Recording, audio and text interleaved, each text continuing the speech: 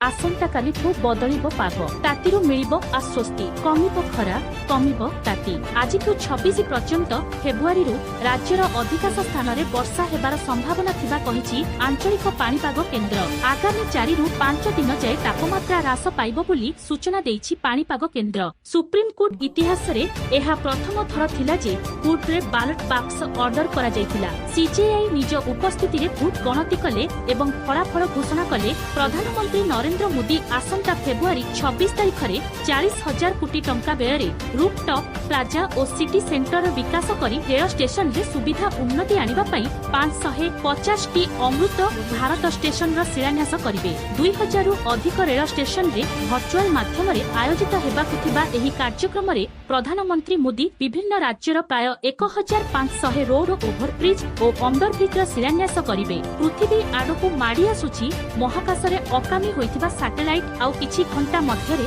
आठरी मन ERS-2 satellite पृथ्वीर वायुमंडल रे प्रवेश करिवो। महाकाश को पठाइबार प्राय 30 वर्ष परे एहा तळकु खसुछि। तेबे पृथ्वी पृष्ठभाग रे खसी पड़िबो ना एहा वायुमंडल रे संपूर्ण नष्ट होइजिवो ताहा स्पष्ट भाबे जणा पड़ी नाही। भारत महासागर रे तथाकथित गवेषणा करिबा परे चीन रो सामरिक गुप्तचर जहाज जियांग हंग सुनु 3 एबे मालद्वीप अभिमुखे अग्रसर होइछि। शंभू गाजीपुर जिला कौनरी सीमारे जमिछि चाषीक भिड़। दिल्ली मुहा माल चाषी सरकारक सह 4 राउंड बैठक विफल हेबा परे चाषीक दिल्ली चलो आंदोलन 21 तारिख ठू आरंभ होइछि। स्थिति को दृष्टि रे रखी सीमा को सील करा जिबा सह कड़ा सुरक्षा बंदोबस्त करा जाइछि। भारतीय सेना हिमाचल प्रदेश और उत्तराखंड रे 545 किलोमीटर व्यापी केंद्रीय सेक्टर रे वास्तव नियंत्रण रेखा LAC निकटरे चीन विरोध रे निजर अवस्थिति को सुदृढ़ करने योजना करुछि एवं बरेली स्थित प्रशासनिक ढांचा को एक सेना शाखा कर्पस रे निष्पत्ति नेछि।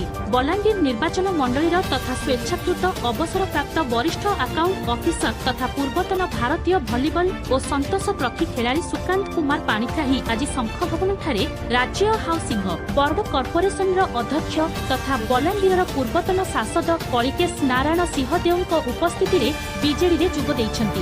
देशर चाषी मानकु आर्थिक सहायता जोगाई देबा पई मान्यवर प्रधानमंत्री आरंभ करिसंती पीएम किसान योजना। एही योजना अधीन रे सबु चाषी भाई मानक बैंक अकाउंट को किस्ती माध्यम रे टंका दिया जाउछि। गत थर सरकार एही योजना रे अंतर्भुक्त कृषक मानकु 15तम किस्ती प्रदान करिसंती। एबे कृषक मानक अकाउंट को पीएम किसान रो 16तम किस्ती आसीबाकु जाउछि। 28 फेब्रुआरी रे 2024 रे सबु कृषक मानक खाता को आसीबो एही टंका। जदि आपण भी एही योजना रे अंतर्भुक्त तेबे यथाशीघ्र चेक करंतु।